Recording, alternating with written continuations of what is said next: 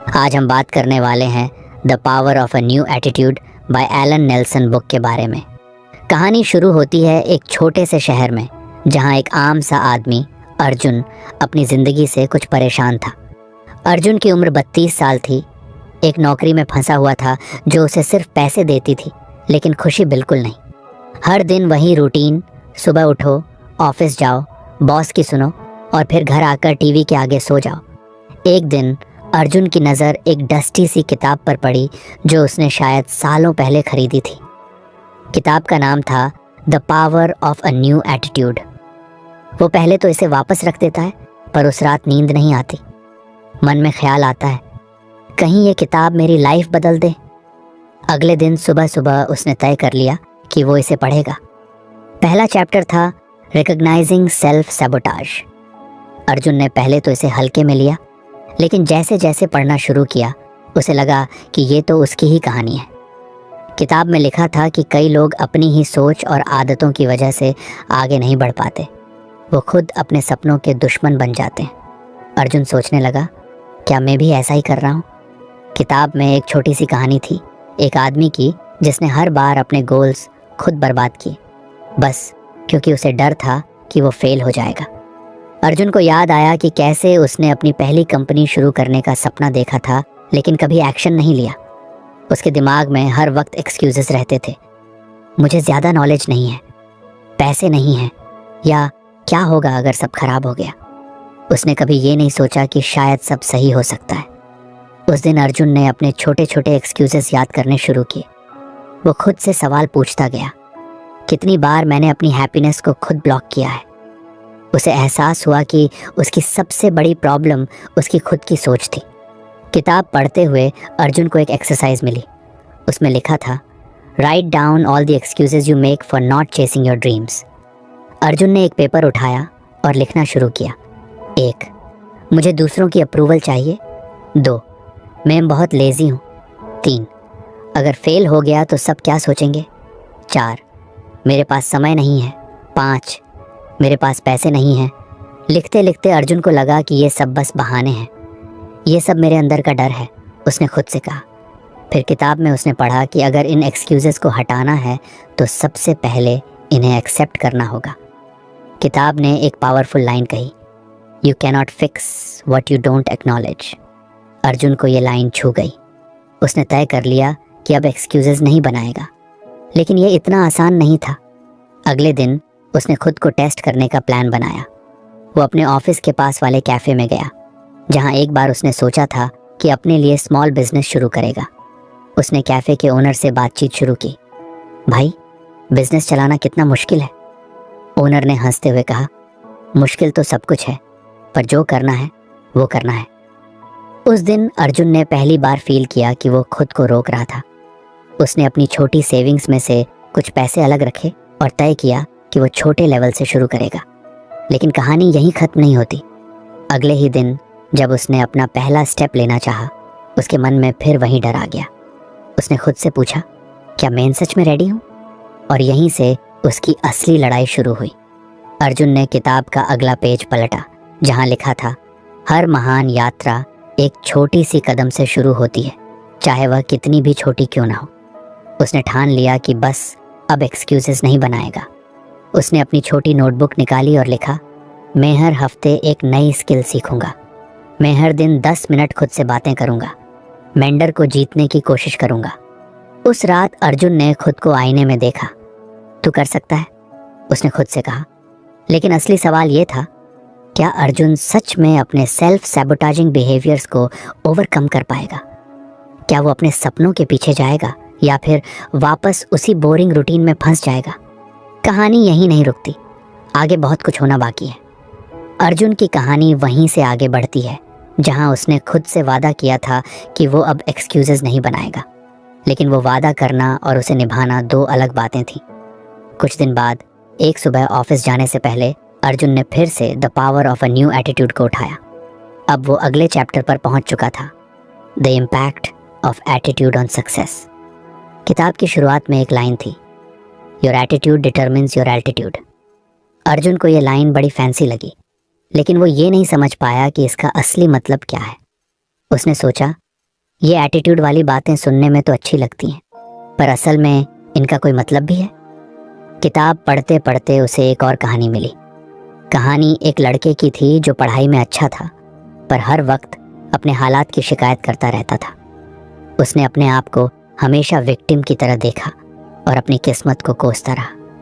नतीजा ये हुआ कि वो कभी आगे नहीं बढ़ पाया। अर्जुन को लगा कि ये कहानी उसकी ज़िंदगी से कुछ मिलती जुलती है।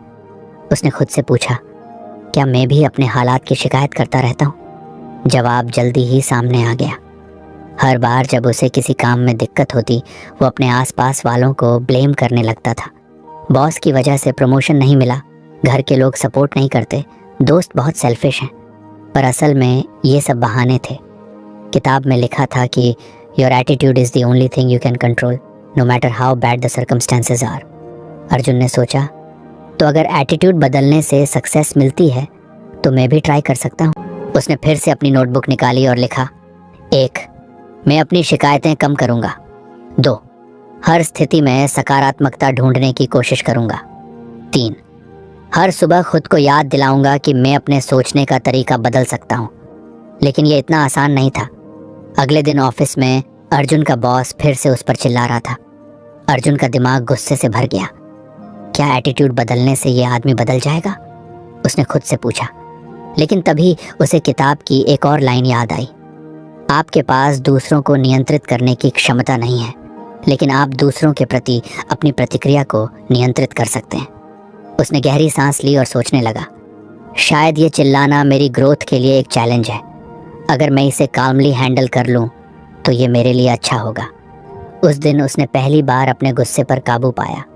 घर आकर उसने अपनी नोटबुक में लिखा, today I handled a tough situation without losing my काम। ये छोटी सी जीत थी, लेकिन अर्जुन के लिए ये बहुत बड़ी बात थी। जैसे जैसे दिन बीतते गए, अर्जुन ने धीरे धीरे अपनी सोच को बदलना शुरू किया। उसने किताब में पढ़ा कि अ positive attitude doesn't mean ignoring problems, it means facing them with hope and determination. उसने अपने पर्सनल रिलेशनशिप्स पर भी ध्यान देना शुरू किया। पहले वो हर वक्त कंप्लेन करता रहता था कि उसके दोस्त और परिवार उसे समझते नहीं हैं, पर अब उसने सोचा, क्या मैं उन्हें समझने की कोशिश करता हूँ? उसने अपनी माँ के साथ बैठकर बातचीत की। पहले तो उसकी माँ हैरान रह गई कि अर्जुन इतने प्यार से बात कर रहा है। अर्जुन ने उनसे पूछा, माँ, जब पापा बिजनेस शुरू कर रहे थे तो उन्होंने कैसे खुद को मोटिवेट किया? उसकी माँ ने मुस्कुराते हुए कहा, पापा हमेशा कहते थे कि कामयाबी एटीट्यूड पर डिपेंड करती है, किस्मत पर नहीं। वो कहते थे कि अगर तुम अपनी सोच बदल लो तो रास्ते खुद बन जाते हैं। ये बात अर्जुन के दिल में बैठ गई। उसने सोचा, शायद एटीट्यूड ही वो मिसिंग पीस है जिसे मैं इग्नोर कर रहा था। फिर उसने किताब में एक एक्सरसाइज देखी। उसमें लिखा था, list the areas in your life where you think a positive attitude can make a difference. Arjun ने अपनी नोटबुक में लिखा, 1. ऑफिस में प्रदर्शन। 2. दोस्तों के साथ संबंध। 3. अपने सपनों को पूरा करने की साहस। 4. खुद के लिए आत्मविश्वास। अर्जुन ने फिर छोटे छोटे प्रयोग शुरू किए, जैसे जब भी कोई मुश्किल स्थिति आती तो वो खुद से कहता, it's okay, I figure this out. धीरे धीरे उसने नोटिस किया कि वो पहले के मुकाबले ज़्यादा शांत और फोकस्ड महसूस करता था। एक दिन ऑफिस में उसकी टीम को एक बड़ा प्रोजेक्ट मिला। पहले अर्जुन ऐसे टास्क्स अवॉइड करता था क्योंकि उसे डर लगता था कि वो फेल हो जाएगा, लेकिन इस बार उसने पहल की। उसने अपनी टीम से कहा, चलो इसे हम मिलकर करते हैं, अगर कोई प्रॉब्लम आएगी तो हम मिलकर सॉल्व कर लेंगे। उसका पॉजिटिव एटीट्यूड देखकर उसकी टीम के लोग भी मोटिवेटेड हो गए। प्रोजेक्ट पूरा हुआ और अर्जुन को पहली बार लगा कि शायद एटीट्यूड सच में आउटकम्स को बदल सकता है। किताब में लिखा था, अ positive attitude inspires others and creates a ripple effect. Arjun ने इसे खुद महसूस किया, लेकिन कहानी यहीं खत्म नहीं होती। अर्जुन ने अपने एटीट्यूड को तो बदलना शुरू कर दिया था, लेकिन असली चैलेंज अभी बाकी था। क्या ये नई सोच उसे उसकी लाइफ के बड़े डिसीजंस लेने में हेल्प करेगी? क्या वो सच में अपने ड्रीम्स को चेस करेगा? अर्जुन की कहानी अब एक नए मोड़ पर पहुंच चुकी थी। पहले जहां वो अपनी आदतों और अपने एटीट्यूड को बदलने की कोशिश कर रहा था, अब वो खुद को समझने की एक नई राह पर था। किताब, the power of a new attitude ने उसे यह सिखाया था कि सकारात्मक दृष्टिकोण से जीवन में बदलाव लाया जा सकता है। लेकिन अब किताब के अगले लेसन पर उसने ध्यान दिया, ओवरकमिंग लिमिटिंग बिलीफ्स। किताब में लिखा था कि हमारे अंदर कुछ ऐसी पुरानी सोचें होती हैं जो हमें आगे बढ़ने से रोकती हैं। ये सोचें ज़्यादातर हमारे पिछले अनुभवों, समाज से मिली शिक्षा या फिर हमारी बचपन की परवरिश से आती हैं। अर्जुन को ये पढ़कर लगा, क्या ये वही चीज़ें हैं जो मुझे हमेशा से पीछे खींचती आई हैं? अर्जुन ने फिर से किताब को ध्यान से पढ़ना शुरू किया। उसमें बताया गया था कि लिमिटिंग बिलीफ्स वे विचार होते हैं जो हमें खुद से ये कहने पर मजबूर कर देते हैं कि मैं ये नहीं कर सकता, या मेरे पास इतना पोटेंशियल नहीं है, या मेरे लिए यह मुश्किल है। अर्जुन को तुरंत याद आया कि बचपन में उसके माता पिता हमेशा उसे कहते थे, तुमसे नहीं होगा, तुम तो बस पढ़ाई लिखाई तक ही सीमित रहोगे। स्कूल के बाद भी जब उसने अपने पैशन के बारे में सोचा तो हर बार यही सुना, अर्जुन कुछ प्रैक्टिकल सोचना सीखो, ये सब केवल सपने होते हैं। अर्जुन को लगा, क्या ये सारी बातें मुझे आज भी खींच रही हैं? क्या उसने कभी अपने अंदर के डर और संकोच को चुनौती देने की कोशिश की थी?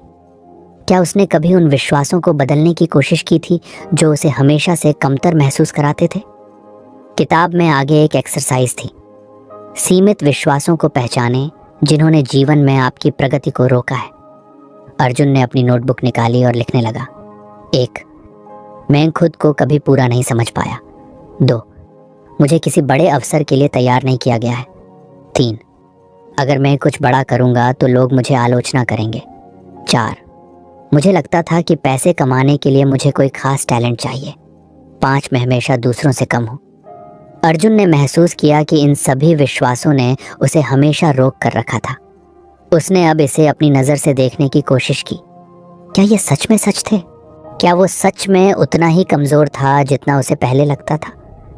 किताब में यह भी बताया गया था कि लिमिटिंग बिलीफ्स हमें कहीं ना कहीं एक तरह की सुरक्षा का एहसास दिलाते हैं। हम इन्हें अपने आप को कमज़ोर या असफल होने से बचाने के लिए अपनाते हैं, लेकिन जब हम इनसे बाहर निकलने की कोशिश करते हैं तो हम अपने असल पोटेंशियल को पहचान सकते हैं। अर्जुन ने तय किया कि अब वो अपने इन बिलीफ्स को बदलने की कोशिश करेगा।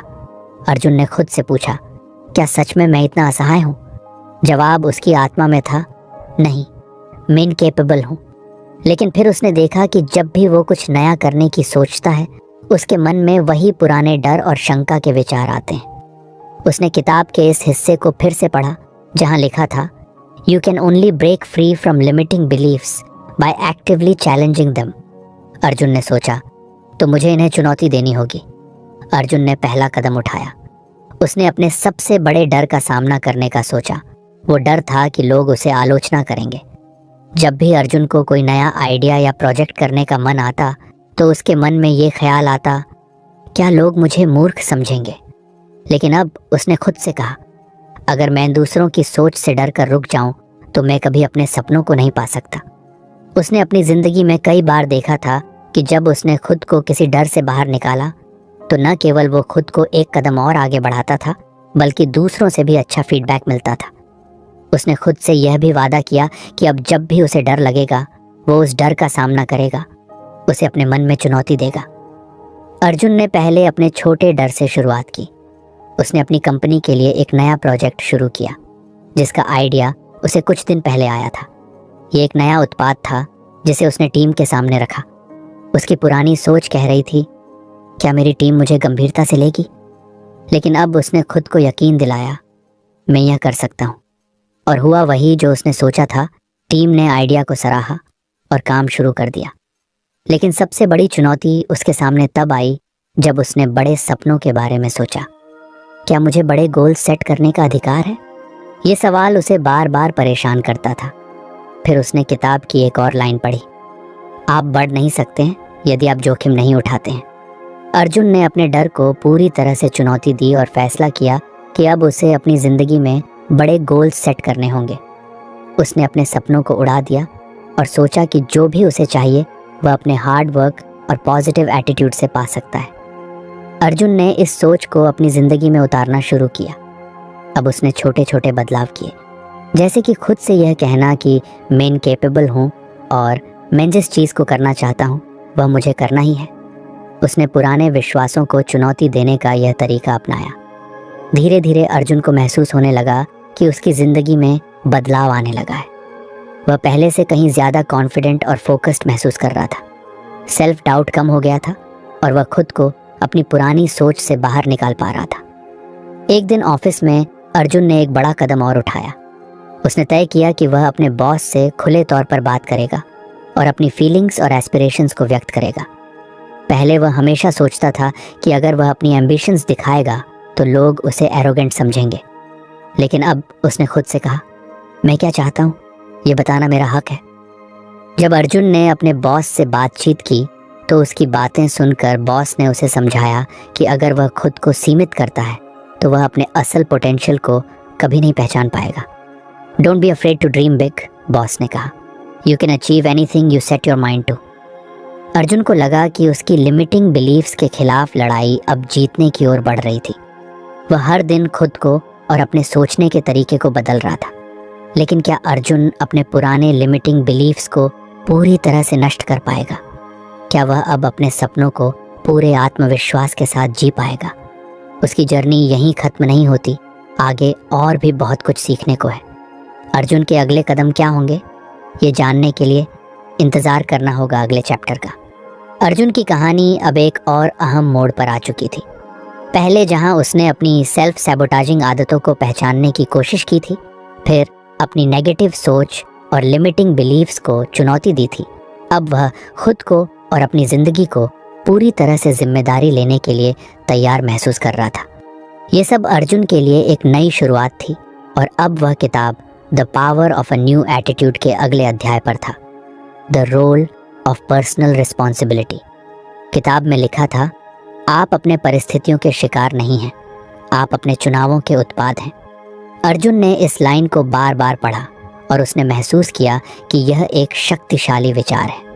अब तक वह अपनी मुश्किलों और असफलताओं को दूसरों, हालात और किस्मत पर डालता आया था।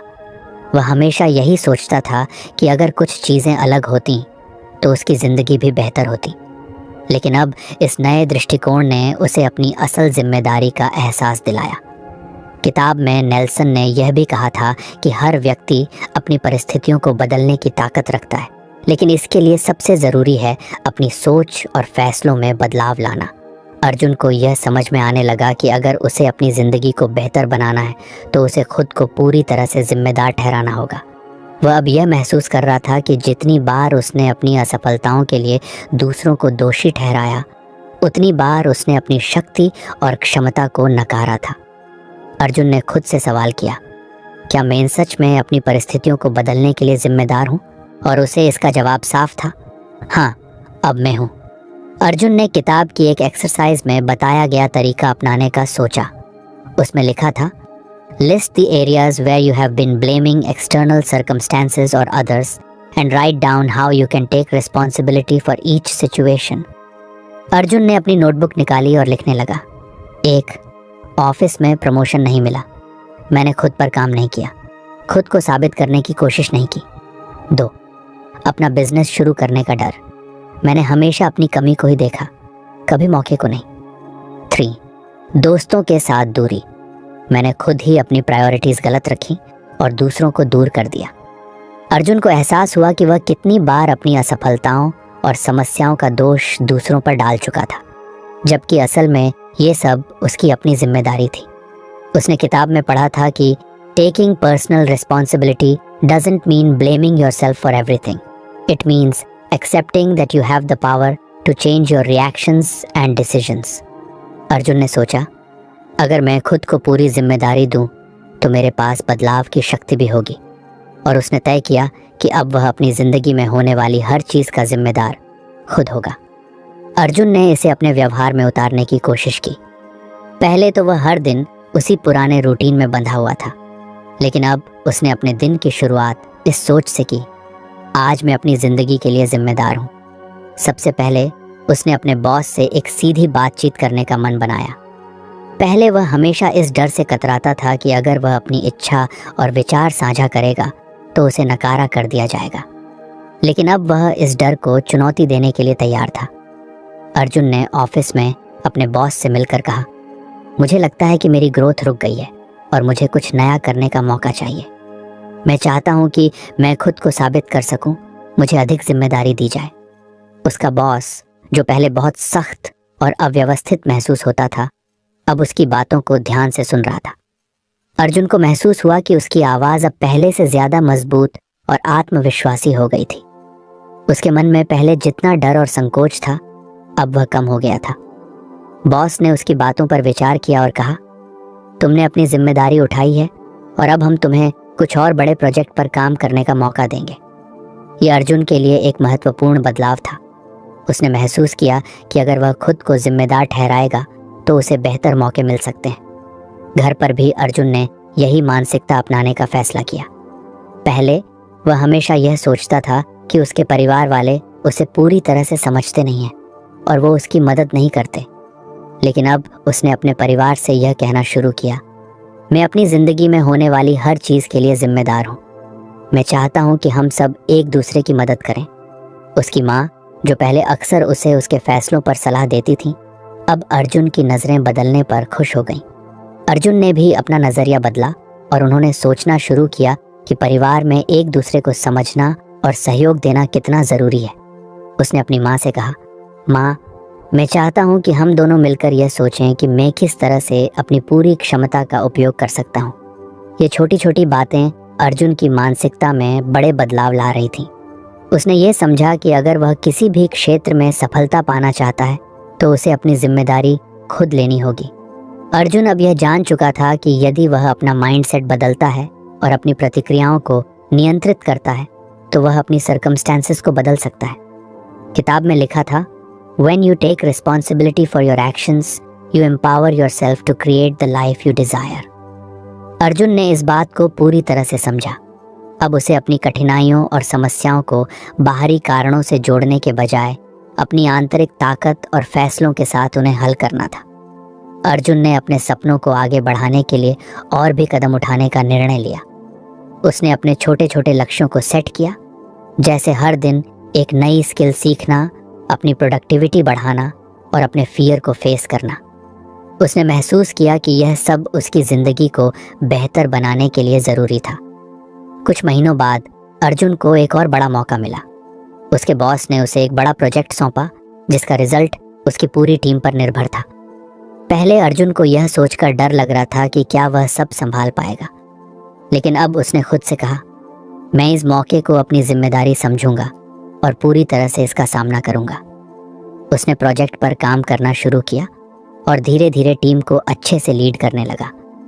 उसकी मेहनत और समर्पण ने उसे उसकी टीम के बीच एक अच्छी पहचान दिलाई। अर्जुन ने खुद को पहले से कहीं ज़्यादा सक्षम महसूस किया और उसने यह महसूस किया कि खुद को जिम्मेदार ठहराकर ही वह अपनी ज़िंदगी में बदलाव ला सकता है। अर्जुन की कहानी में बदलाव आ चुका था और अब उसे यह समझ में आ चुका था कि सफलता पाने के लिए सिर्फ मेहनत नहीं, बल्कि अपनी ज़िंदगी की पूरी जिम्मेदारी लेना भी ज़रूरी है। अर्जुन अब जानता था कि सफलता का असली राज यही था। When you take full responsibility for your actions and choices, you give yourself the power to shape your future. अब अर्जुन के सामने नए लक्ष्य और अवसर थे। क्या वह इन नए बदलावों को पूरी तरह से अपनाएगा? क्या वह अपनी जिम्मेदारी को और भी बड़े स्तर पर निभाएगा? ये सवाल अब अगले अध्याय का हिस्सा बनेंगे। अर्जुन की यात्रा में हर दिन कुछ नया सीखने को मिल रहा था। पहले उसने अपने भीतर की सेल्फ सबॉटेज की आदतों को पहचाना, फिर अपनी लिमिटिंग बिलीव्स को चुनौती दी और अब वह जिम्मेदारी के बारे में सोच रहा था। लेकिन किताब the power of a new attitude के अगले अध्याय ने उसे एक और महत्वपूर्ण बात समझने पर मजबूर कर दिया, डेवलपिंग हेल्थी रिलेशनशिप्स। ये लेसन अर्जुन के लिए एक अहम मोड़ था, क्योंकि उसके लिए रिश्ते हमेशा एक जटिल विषय रहे थे। कभी दोस्ती में कुछ गलत फहमियाँ, कभी परिवार के साथ कोई तनाव और कभी साथी से अपेक्षाएं जो पूरी नहीं हो पाती थीं। अब अर्जुन को यह समझने की ज़रूरत थी कि रिश्तों में सकारात्मकता और समझदारी की अहम भूमिका है। किताब में नेल्सन ने बताया था कि हमारे एटीट्यूड्स, हमारे विचार, भावनाएं और दृष्टिकोण हमारे रिश्तों पर गहरा असर डालते हैं। जब हम अपने रिश्तों में सकारात्मक दृष्टिकोण अपनाते हैं तो हम न केवल अपने लिए बल्कि सामने वाले के लिए भी एक स्वस्थ वातावरण बना सकते हैं। अर्जुन को यह समझ में आने लगा कि अगर मैं दूसरों के साथ अच्छे रिश्ते बनाना चाहता हूँ तो मुझे पहले अपने विचारों और दृष्टिकोण में बदलाव लाना होगा। अर्जुन ने किताब के इस हिस्से को पढ़ते हुए महसूस किया कि अब तक उसकी ज़्यादातर समस्याएं उसके रिश्तों से जुड़ी थीं। वह अक्सर लोगों से बहुत उम्मीदें रखता था और जब वे उम्मीदें पूरी नहीं होती तो वह निराश हो जाता था। लेकिन किताब में लिखा था, if you expect perfection from others you are setting yourself up for disappointment. Arjun को यह एहसास हुआ कि उसने हमेशा दूसरों से अपनी उम्मीदों के अनुसार ही व्यवहार करने की उम्मीद की थी, लेकिन यह असल में गलत था। हर व्यक्ति अपनी दुनिया और अपनी स्थिति में जीता है और उसे समझने के लिए पहले खुद का नज़रिया बदलना ज़रूरी था। अर्जुन ने अब एक नई दिशा में सोचना शुरू किया। पहले जब भी कोई दोस्त उससे मिलकर अपनी समस्याएं बताता, वह जल्दी से समाधान देने की कोशिश करता था, क्योंकि उसे लगता था कि उसे हर बात का जवाब देना चाहिए। लेकिन अब उसने सोचा, क्या कभी मैंने यह सोचा कि सामने वाला व्यक्ति शायद सिर्फ सुनना चाहता हो? अर्जुन ने महसूस किया कि एक अच्छे रिश्ते के लिए समझ और सहानुभूति भी ज़रूरी है। सिर्फ अपनी राय देना और समाधान देना हमेशा सही नहीं होता। अर्जुन ने एक बार फिर से किताब को खोला और उसमें दिए गए एक एक्सरसाइज को अपनाया। संबंधों को सुधारने के लिए अपने जीवन में संबंधों की पहचान करें और अपनी सोच कैसे सुधार सकती है और इन संबंधों को मजबूत बना सकती है।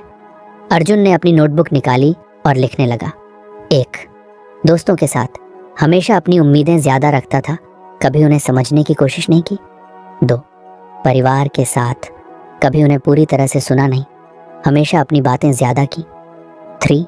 साथी के साथ हमेशा खुद को सही समझता था, कभी उनकी भावनाओं को पूरी तरह से नहीं समझा।